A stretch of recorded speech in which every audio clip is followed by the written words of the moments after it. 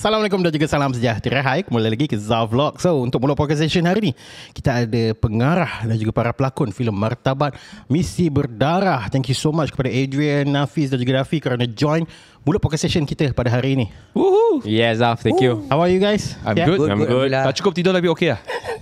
Member baru balik daripada mana? Bangkok. Bangkok Yeah. saya. Okay, so first of all, mula podcast session macam biasa kita akan start dengan 3 filem kegemaran dalam dan juga luar negara. Alamak. Okay. Anyone? I think my all-time favorite Inception lah. Christopher Nolan. Ooh, okay. Inception. Sheriff. I remember I like Sheriff. Ke third one. Oh, you okay? Kalau cakap lah, asal aku je. Okay. Habis dulu. Third one lah. Martabat Misi Berdarah lah. Yes, martabat lah. Okay, dah 3 tu. Pani tak boleh sebut martabat I baru tengok. Itu I impressed dengan Mission Impossible tau hari tu. Oh, Mission Impossible. Okay. I suka Mission Impossible. Lepas tu macam Adrian cakap tadi, Sheriff best. And lagi satu, Brother semua tak tengok lagi? Dah Tengok dah. aku belum. You belum? Lemak. Orang dah 10 juta dah. Ya, Tengok lagi. Sebab tu tak ada dalam list aku. Tak tengok. Contribute lah. Action dia tu. Ada lagi tak? Okay, lepas tu siapa Alah, blur sikit lah. Apa tu, kita biarkan dia sekejap. Sambung. Kita pergi makan je lah, jom. Jom. Okay, saya cakap saya suka cerita Shutter, cerita hantu Shutter, Thailand. Saya suka cerita Conjuring dengan cerita Martabat Misi Berdarah. Ceng. Martabat tak boleh, Martabat boleh kan? Boleh. So Satu lagi. Okay lah, Interstellar. okay. Tapi you rasakan Mission Impossible, kalau bayangkan kalau Malaysia yang buat kan, mesti orang kecam. Yes, of course. Tak masuk akal lah. Logik. Sebab kita tak ada Tom Cruise. Maybe lah. Yes.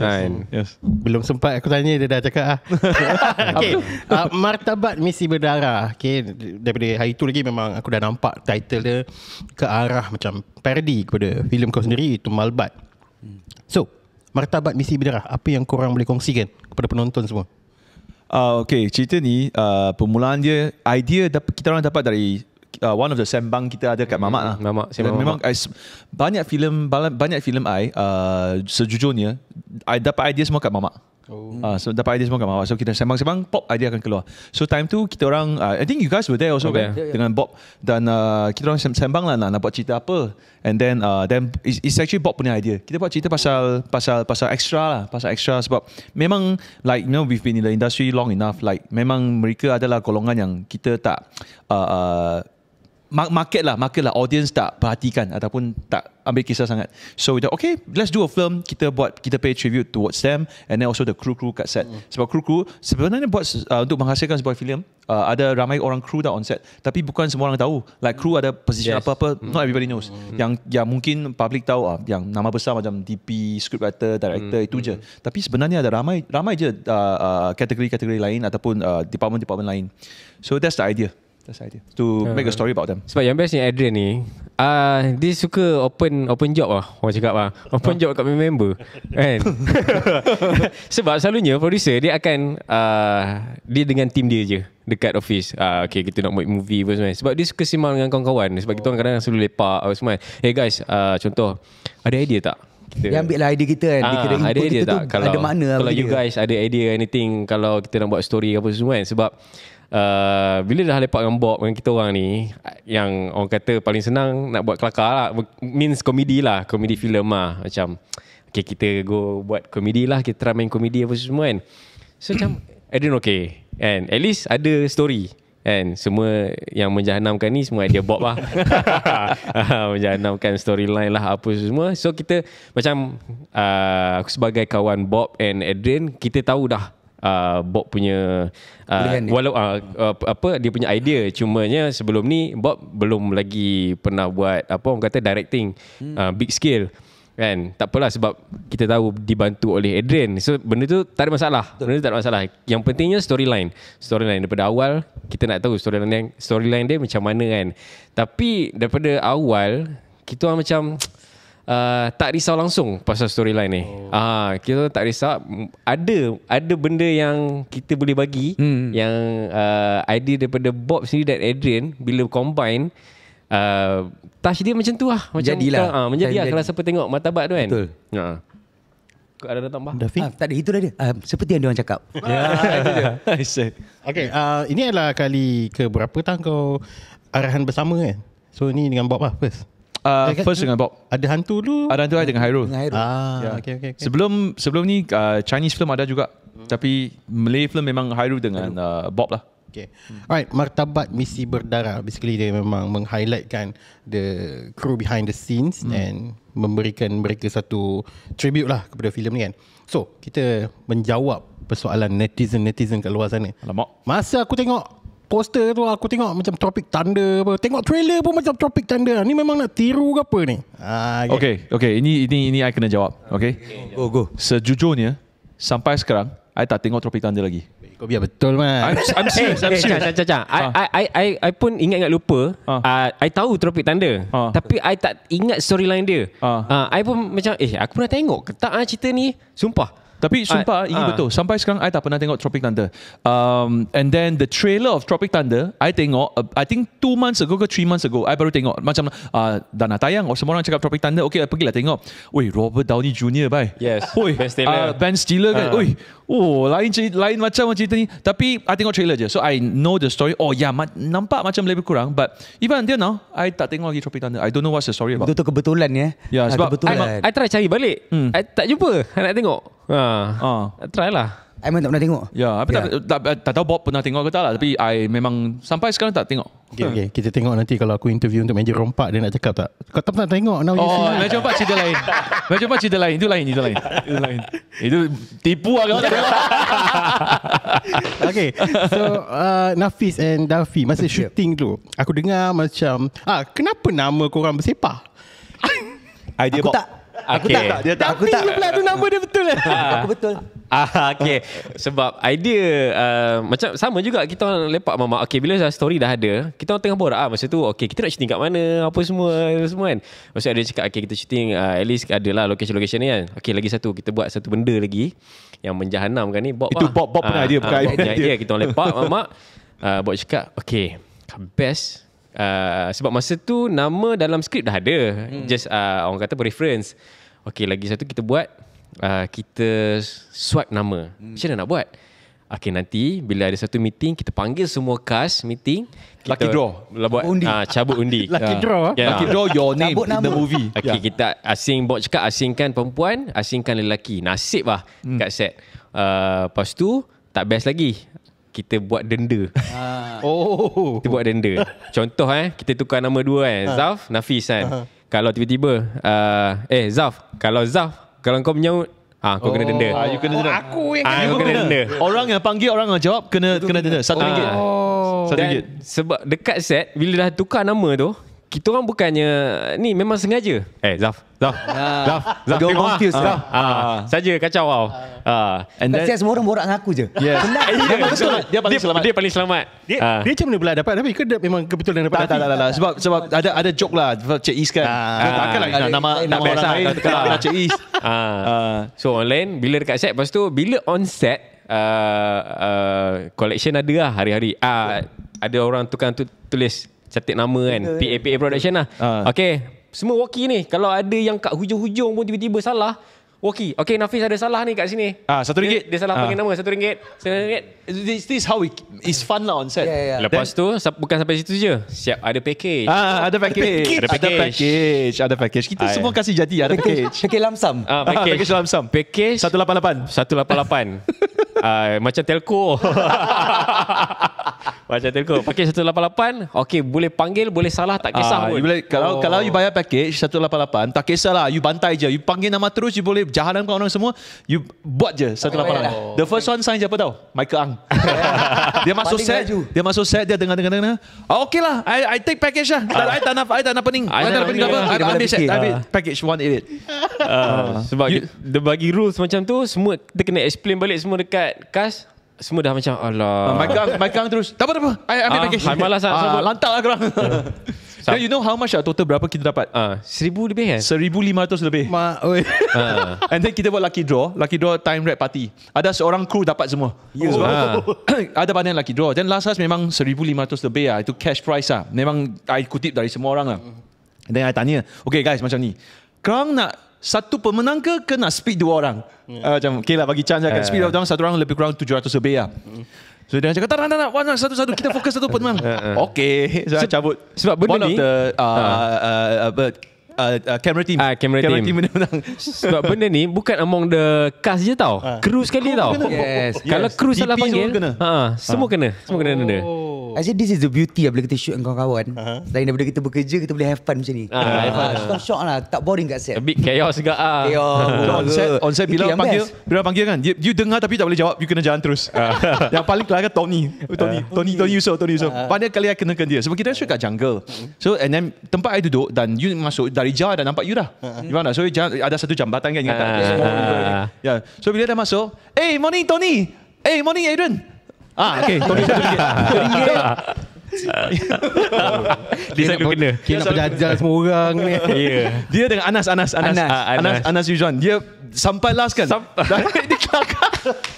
Contoh I duduk macam ni. Okay, I duduk sana. So I walk. So hey morning Adrian. I'm like, hey Anas. dia akan sampai ada macam dia akan automatic dia dengar tapi dia tak boleh jawab. Dia pantang. Jadi zombie lah. Memang kelakar. Dia boleh selamat. Okay. So bila bercerita tentang kru belakang tabir ni kan, personally aku nak tanya korang bertiga lah. Selain daripada pengarah, siapakah kru yang paling utama dan paling core lah, dia perlu ada tapi tak pernah orang cakap pasal dia? Semua penting. Sebenarnya betul. Semua penting. Pilih satu. Kena pilih macam mana cakap? I mean to me AD lah. AD Yes. AD paling control penting. tempo, control production punya flow. Dia to me sebenarnya director tak payah on set pun. So I'm serious. Sebenarnya director tak payah. I boleh lepak kat rumah, set up monitor, wifi semua connect, I nampak set je. Sebab my way of working, every scene I pernah shot. I don't go to set only fikir nak buat apa. I pre-plan everything. So every scene berapa shot, angle apa, I already got my list. So to be honest, kalau boleh try lah satu hari nanti, mana tahu kan, I duduk kat rumah, I buka monitor semua, lepas tu okay buat lah, okay director, okay shot ready, okay I tengok je, I boleh macam tu. Wah senang je macam I mean in theory boleh je buat macam ni sebab director is not needed on set in that sense sebab benda AD akan settle. Tapi melainkan kalau on set pada benda you tak settle ni, tak settle, you have to make decision on set, then lain cerita lah. So to me AD lah, I think AD lah. Betul. Macam, tapi semua actually to be honest semua penting. Semua penting. Macam Adrian cakap betul. AD, DP pun Adrian sebagai director pun dia boleh operate kamera. And I selalu operate kamera. Memang selalu operate kamera. And satu lagi kalau I boleh bagi production manager lah kot. Production manager untuk handle all kru production untuk makan mana, kereta parking mana, nak sendal lah, toilet tak, nak handle semua sekali lah. Boleh katakan production manager nak kena handle semua sebelum shoot. Dia penting, orang kalau penting. Kalau untuk kita orang artis mungkin dia punya talent department lah kot. Casting department yang jaga kita orang. Kalau tak ada dia chaos gak. Watak Daffy kat dalam filem ni dia sebagai apa? Saya Handy. Handy ni sebagai apa? Cuba explain. Handy kira dekat production dia yang selalu menjaga dari segi kebersihan, sediakan makanan, benda-benda macam tu dia prepare lah. Life related stuff. Mana tong sampah? Tong sampah, saya jaga semua benda tu. Daffy ambil air. Dia macam PA kat set lah. Adrian pun ada dalam film ni. Tak perasan lah itu. I ada apa? Dalam last I ada muncul sekejap lah. I come out as myself lah. Kat post credit. Apa you guys punya expectation from this film? Apa yang you guys nak penonton dapat daripada filem ni?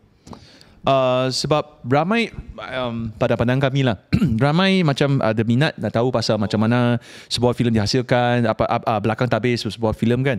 So I think this is what I thought bila Bob bagi tahu dia punya idea nak buat cerita pasal ni. Then I think it's a good story. We can poke fun and there's message across. So like macam kalau you tengok filem kan, towards the end kita memang pay tribute to cast and crew. We shot a lot behind the scenes benda-benda to like to fortify kita punya idea ataupun kita orang punya niat untuk memang bagi credit to the industry punya people. And on top of that, it's not a boring story. Dia bukan documentary. So I think Martabat Misi Berdara is a good blend of what actually happened on set dalam dunia sebenar, dan we put a nice cream on it. Cerita yang menarik dan fun, and a bit of plot twist macam tu on it. So I think it's like I said, I think I'm not sure if sebelum ni pernah ada orang buat ke tak cerita macam ni, but to me, at least in my personal punya filmography, I think it's a new genre. It's something fun that I always, sebab as a filmmaker, I selalu nak buat benda lain and try to explore new genre, this and that. So I think it's a fun project. Yeah. Ya, sebab why extra tu kan, why extra dalam movie ni, sebab macam Adrian cakap, ramai orang nak tahu behind the scene setiap projek filem apa semua kan, dan kenapa kita letak sebagai extra as a main cast. And dalam storyline ni kita letak experience kita yang pernah berlakon, dan kita bukan yang nak menjatuhkan extra, tapi kita just nak mengangkat extra tu sendiri dan among the crew apa semua kan. So apa perkara yang terjadi dalam Martabat ni based on our experience as a cast dekat set kan, untuk orang kata pun nak colour lagi lah cerita ni kan. Segala kejadian dalam cerita tu kita orang letak pernah terjadi dekat kita orang. Komedikan situasi tu kita lah. komedikan situasi tu, bukan dengan niat nak menjatuhkan, tak. Kita ambil daripada side joke tu je. Ya. Semua ni perangai-perangai karakter song extra. Aku ni sebagai seorang, aku bukan nak berlakon sangat pun, aku nak berniaga soken, aku nak bisnes je kan. Aku tak peduli lah, kalau ada nama dapat aku boleh berbisnes. Macam seorang lagi ni datang dengan Watafat.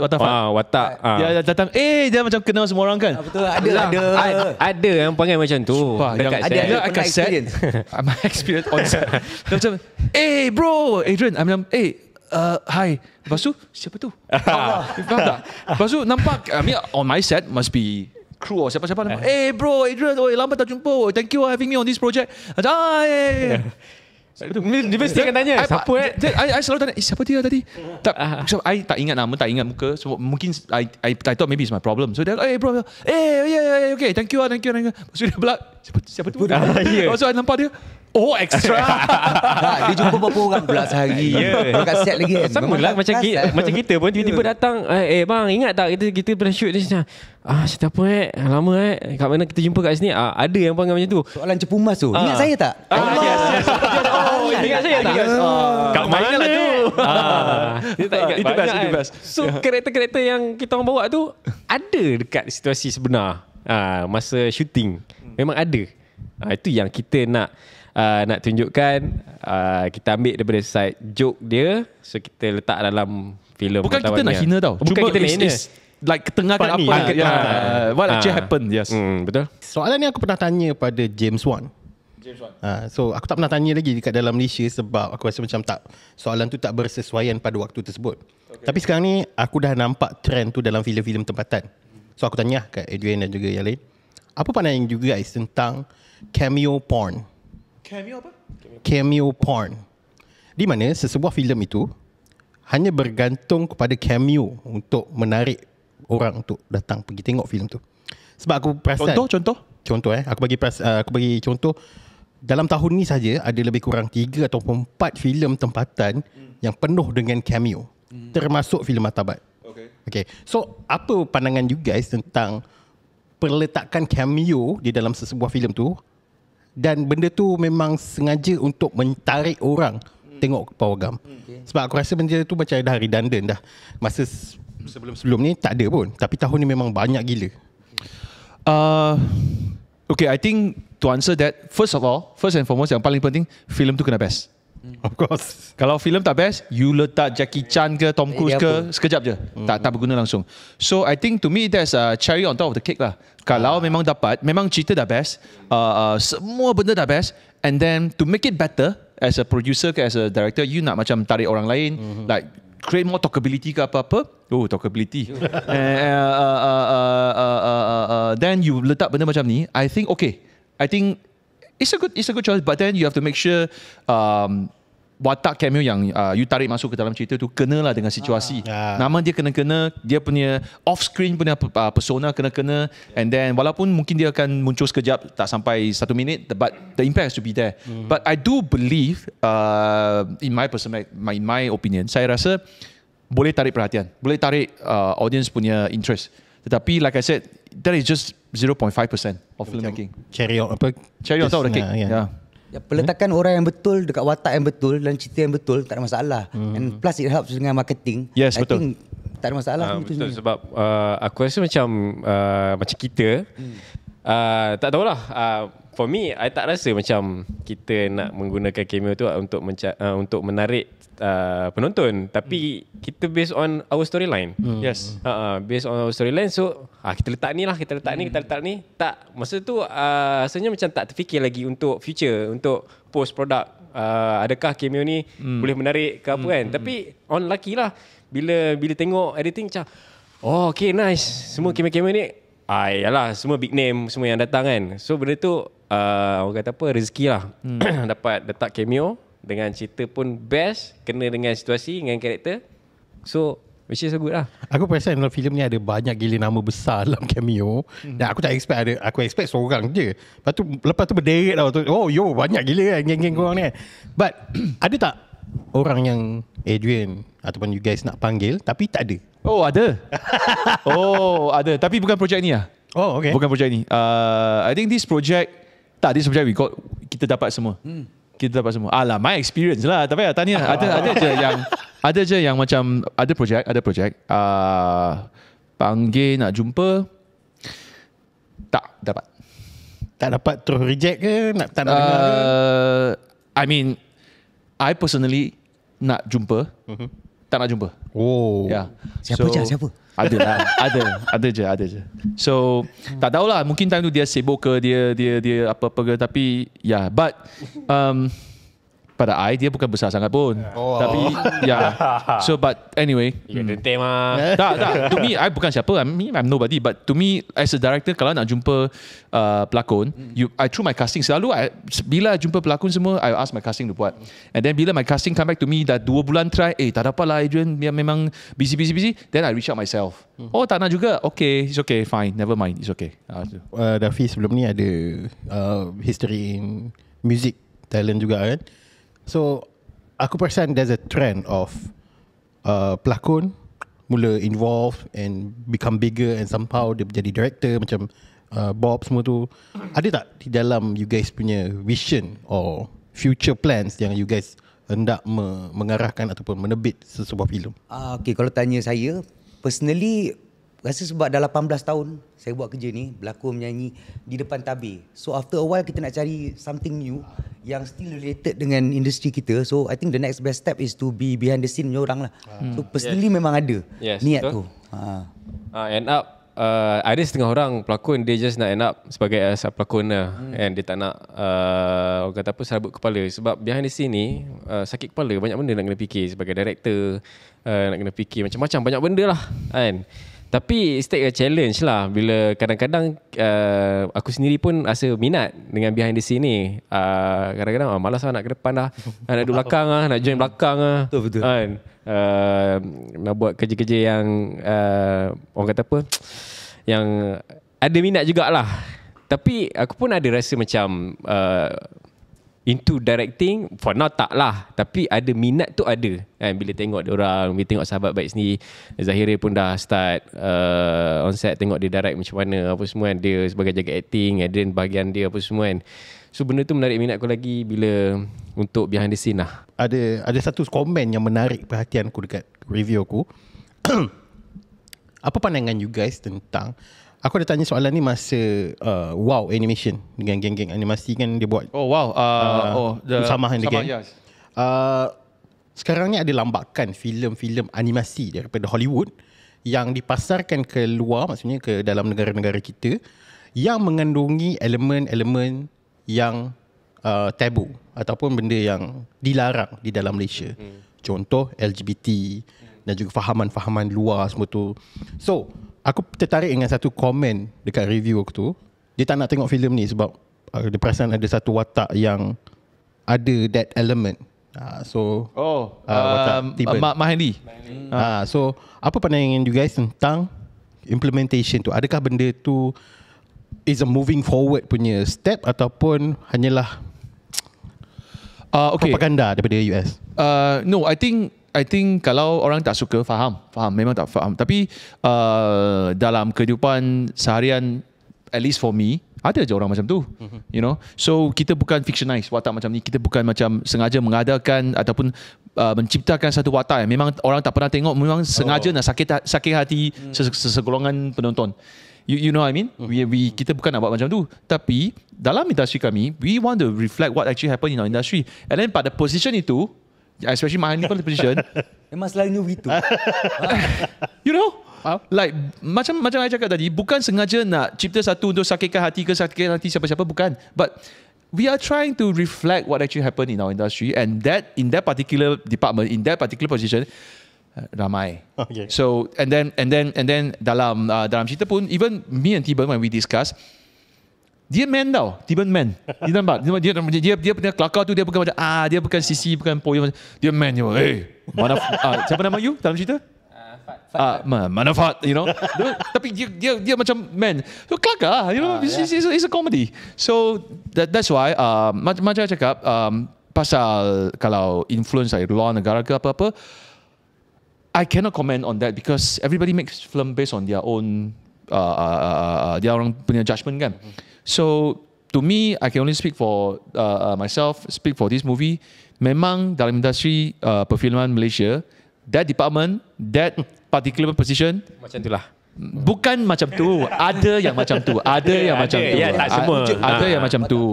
So itulah. So kita bukan nak agung-agungkan LGBT ke apa. Tak. We just trying to show our side of the industry. Yeah. Is it a good thing untuk moving forward, untuk implement dan benda-benda yang the propaganda daripada sana tu? I wouldn't say it's a good thing, tapi inilah realitinya. Kalau bukan melalui animation ni, dia akan masuk melalui tempat lain juga. So kita tak ada daya nak stopkan benda ni.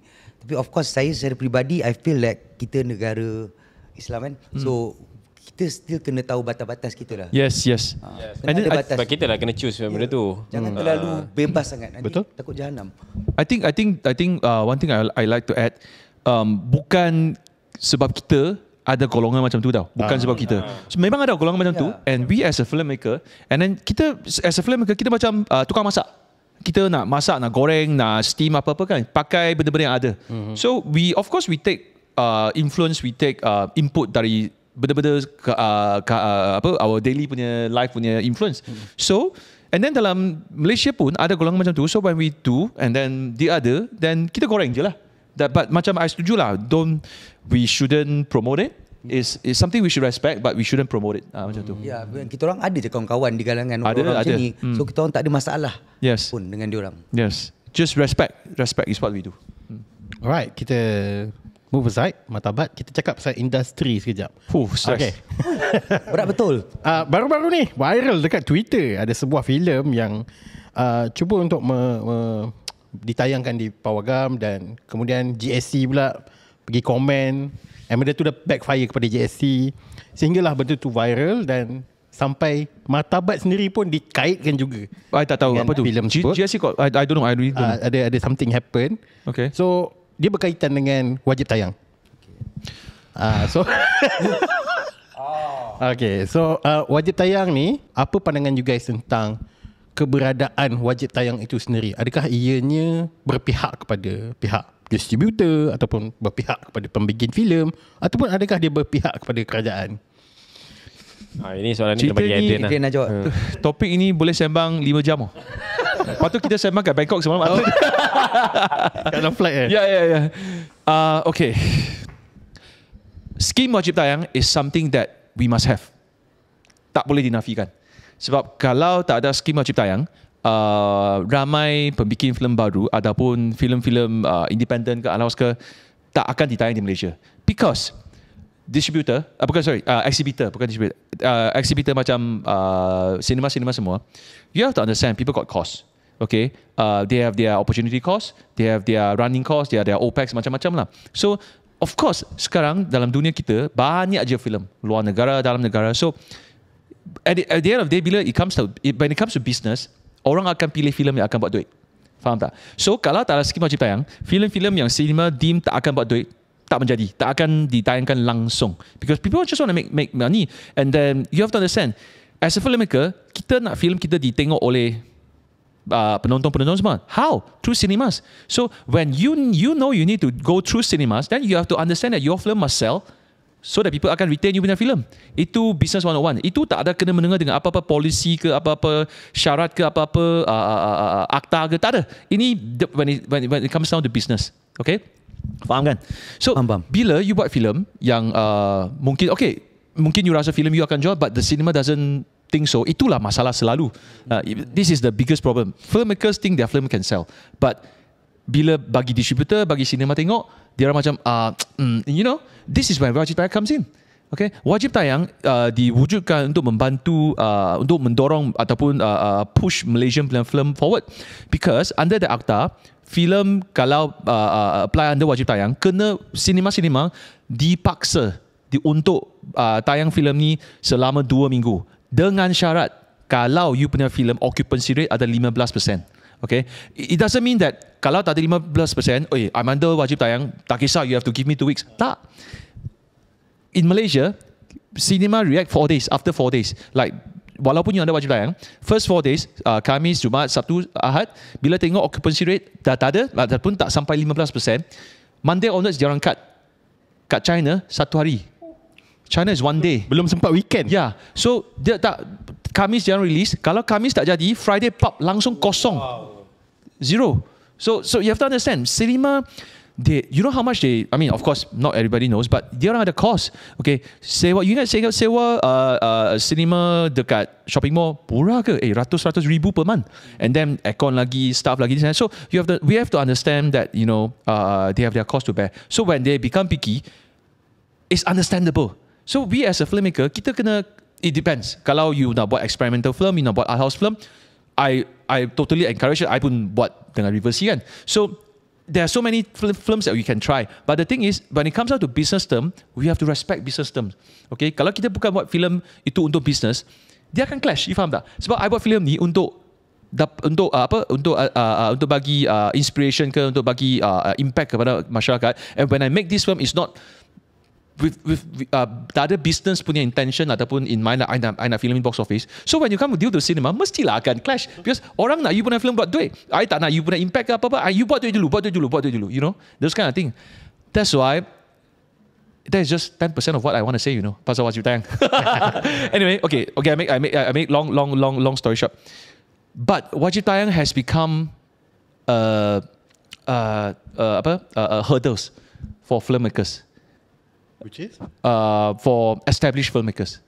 Oh, okay. Okay, right. you know, because kalau you don't go through wajib tayang, I don't know lah. Last time, kalau tak silap, if you don't go through wajib tayang, you cannot compete the FFM, and then you are not classified as local films. Oh. And I'm not sure. This is as far as I remember last time. And then you tak boleh dapat ITFC.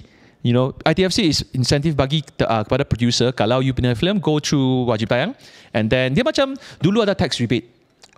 Sekarang dah tak ada tax rebate. So and then our government dia cap dia punya ITFC punya incentive maximum 500,000.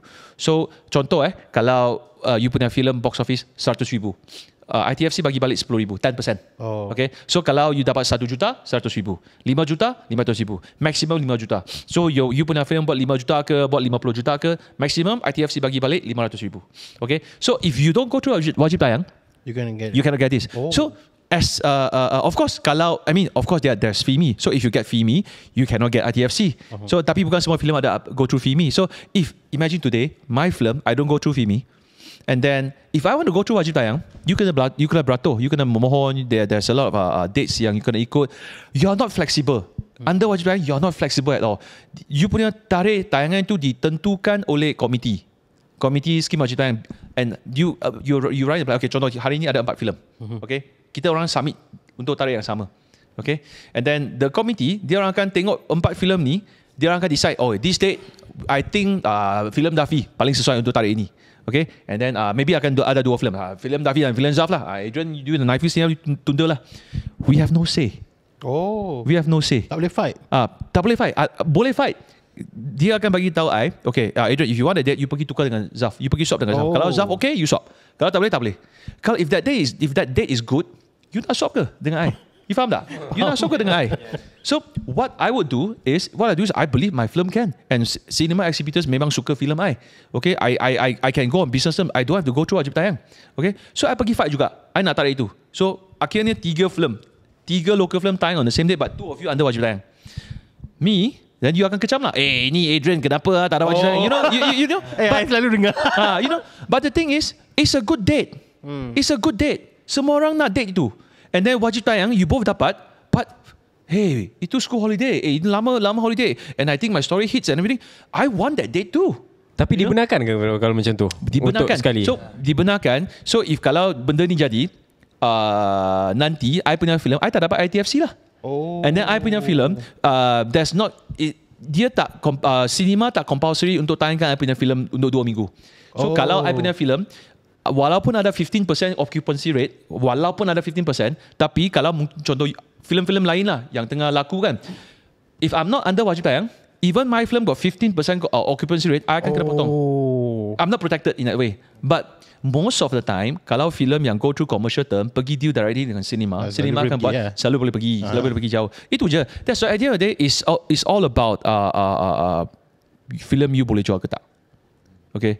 And then dulu wajib tayang dia ada banyak restrictions lah. There was a point I think 2 years ago where dia orang macam tengah bincang semua filem Malaysia, semua filem tempatan kena tayang through wajib tayang. Kalau tak, jangan bagi tayang. That was 2 years ago. I think 2-3 years ago lah. But I don't think it's being implemented now sebab banyak je. And kalau you buat wajib tayang, if you do wajib tayang, you tak boleh buat sneak peek. You cannot do sneak preview. So contoh, filem I tayang minggu ini. Okay? You know how sneak preview happens, right? So if you go to sneak preview, then you akan dapat word of mouth earlier. And then bila you buka dari pop, dia akan meletup lagi besar lah kan. So if you go through under wajib tayang, you boleh buat, tapi you kena dapat keizinan from the film before you. So contoh, you punya film tayang minggu lepas, okay, your last Thursday, okay, and then I'm coming Thursday, I'm this Thursday, so I nak buat sneak on Saturday and Sunday. Tapi sebenarnya benda ni kat luar negara, there's no question asked. No, tak payah dapat permission, tak payah dapat apa. It's all we have to understand is business. Itu is a very cruel punya market. You kuat, you makan. You tak kuat, you jangan macam rasa, you know. You have to be strong. Kalau you tak kuat kali ni, next time you become kuat. That's how I grow. You know. So, tapi dalam Malaysia, if I under wajib tayang, you under wajib tayang, I tak boleh sneak. If I want to sneak, I need to get your permission. Would you give me? Memang tak. So, you faham tak? But if I go through commercial terms, I tak pergi wajib tayang, I can. Suka hati lah. Suka hati lah. I'm not under wajib tayang. You nak cakap apa? I'm not under this scheme, and then cinema wants to show me Mission Impossible want to sneak here and there, sana sini. Suka hati lah. Memang minta permission tu memang ada dalam wajib tayang punya terms and conditions. I can't tell on that, but I know you need to get permission. For sure, I can dapat you permission if I want to sneak within your week. That because in wajib tayang punya definition, that week belongs to you. So if local films and another wajib tayang that wants to sneak, sepatutnya tak boleh unless I get your permission. So you understand? Dia ada banyak consideration when it comes to wajib tayang, screening, releasing this and that. All down to business. Itu saja. So itulah. I to be honest, I tak tahu pasal insiden yang you cakap pasal GSC comment. I memang tak tahu. I don't know what happened. So but for GSC to comment, I think it's quite interesting sebab selalu dia orang tak layan. Yeah. Okay, well. So guys, if you guys didn't know, now you know. Pasal wajib tayang. Dia banyak lagi lah pasal wajib tayang. Dia macam tak apalah, itu je lah. Okay. Alright, we talk about wajib tayang and all. Then salah satu benda yang isu yang dibawakan dalam kes tersebut adalah tayangan filem dia di cut off selepas 4 hari. But then macam you cakap tadi, even kat luar negara pun sehari dah pump terus kan. China 1 hari. 1 hari kan. Tapi aku nampak benda ni as a, tak ke rasa macam memanjakan pembikin filem independen yang lain. Rasa macam, you know, aku buat sambil lewa pun 4 hari pertama dah boleh tayang. Relax lah. Ada wajib tayang kan. Gunakanlah wajib tayang. I think that is down to personal punya character dan betapa serius lah you nak pergi dalam bidang perfilman. Because macam pisau, you boleh ambil pisau, masak, potong, boleh bunuh orang. It really depends. Scheme Wajib Tayang is there. How do you want to use it? You know, it's all about your intention of using that tool. Macam mana, apa yang you nak buat pasal benda tu. So, Scheme Wajib Tayang, dia bukan memanjakan, I disagree. It's something that is needed. Like I said, my first statement, Scheme Wajib Tayang is needed. But for those newcomers, because untuk newcomers, dia orang punya first film, not necessarily akan laku. Dia akan most of the time tak jadi. So, tapi kalau there's no Scheme Wajib Tayang, then macam mana orang nak buat filem untuk ditayang? You know? So, because if today I know I'm new, tapi there's no scheme to protect my film that can be screened in cinema, walaupun I kena ikut semua syarat-syarat itu kan. Kalau tak ada scheme itu, cinema tak nak tayang I punya filem, mampus. You know? So, again, I disagree with what you said. I think dia bukan memanjakan. Ia adalah satu platform yang memang diperlukan untuk kita punya market. Tetapi implementation dia punya shackles of wajib tayang kena bincang. Yeah. So macam I cakap tadi, today if three of us kita punya film, you two go under wajib tayang, I punya film tak wajib tayang, and then contoh you punya box office 5 juta, you punya 5 juta, I punya 5 juta. But you two dapat ITFC, you have 500 extra, 500,000, I tak dapat. Why? Sebab I don't go through wajib tayang. But yeah, I don't go through wajib tayang, but because you wajib tayang, you don't allow me to be there 3 films and this and that. And then, does it mean that I'm not local films? Does it mean that I second class? You know? Wow. Benda macam ni lah. Like I always, ini benda ni I think I previously brought before. ITFC should not tie up with wajib tayang. It's two different incentive. You cannot paksa because you want ITFC, you cannot be wajib tayang. It should be if you are really not encourage pembikin film, separate. ITFC kena ada syarat. Wajib tayang. Wajib tayang. ITFC. But itulah. Like, banyak benda boleh bincang lah kalau nak go details. Yeah. Okay.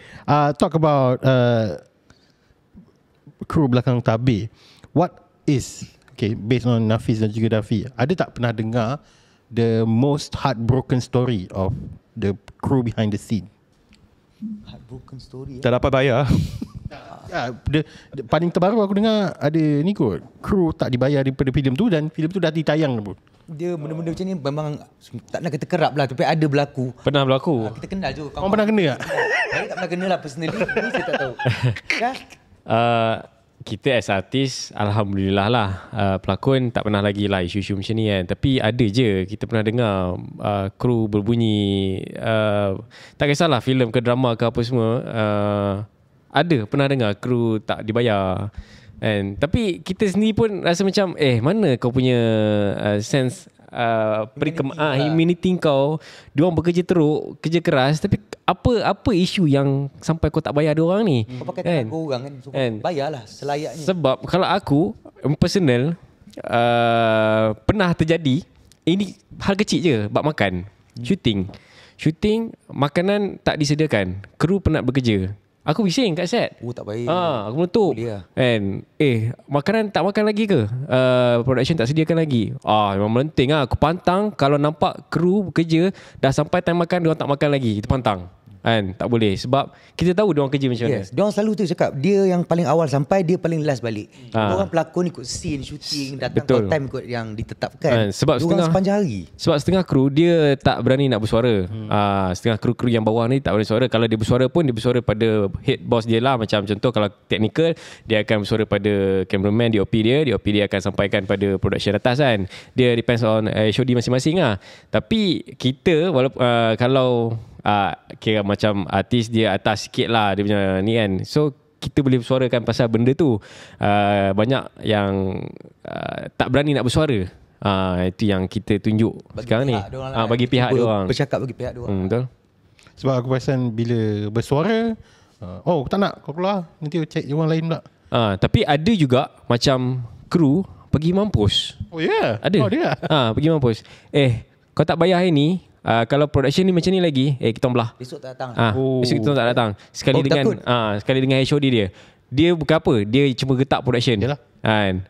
mana lagi nak tanggung lagi kos lain, nak cari orang nak Daripada ganti orang pijak kepala kau, baik aku pijak kepala kau. Pijak dulu. Dipijak dulu. Ada juga yang berani yang macam tu. Macam budak-budak aku nak balik. Pandang kau cari esok nak syuting kan, nanti kau nak tanggung lagi cost production, kau nak bayar artis lagi, tambah hari lagi apa semua kan. Ada juga yang berani buat macam tu lah. Boils down to respect lah. Kau respect orang tu, kenapa kau hire dia? Mesti kau suka kerja dia kan. So there must be a reason. Then kenapa kau tak nak bayar dia je dah buat kerja? So benda-benda macam ni tak sepatutnya berlaku lah. Kutipan filem baru-baru ni. Apa pandangan you guys tentang satu method di mana filem dibuat atas dana sponsorship. Ya, sponsorship dah full bagi. Sekarang ni filem tu memang susah nak pasarkan. So bila dah ditayangkan, filem tu flop, tak banyak orang tengok. Tapi sebenarnya filem tu dah cover dah cost semua dah. Sponsorship memang dah cover full kan. Adakah itu cara, sebab aku perasan benda ni was cara untuk mengelak daripada filem itu tidak diteruskan afterwards. Sebab macam ni dekat Indonesia dah berlaku filem-filem superhero. Gundala dia dah buat Sri Asih, and somehow terus silent after that sebab box office tak pergi. So adakah taking measures untuk local film yang macam ni bagus untuk moving forward as a film? I think as a filmmaker, as a producer, you welcome all sorts of income. To be honest, I tak akan reject as a filmmaker lah. Selagi the collaboration make sense lah. Janganlah macam tak make sense tiba-tiba you punya film keluar ini keluar itu kan. So as long as it makes sense, as a producer, not a director, producer, I welcome all sorts of income because tak senang nak buat filem. Risiko tinggi. Dan if ada orang nak bayar untuk product placement dalam filem ni, I will consider. I'm not saying no, I will consider. But to an extent that kita kena faham sebab audience sekarang dia orang pandai. Dia orang tak suka hasil. Bila ada hasil dia macam aku bayar ni. Aku bayar masuk tengok. Obvious commercial ke, Macam Bobby Sana. Alamak, tak boleh cakap apa lah.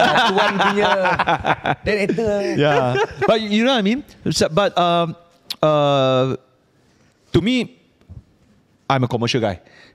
If there's a way to keep filmmaking going, as long as it's healthy, halal, legal, I don't see a reason why we should reject. But at the end of the day, macam I cakap tadi, it has to make sense.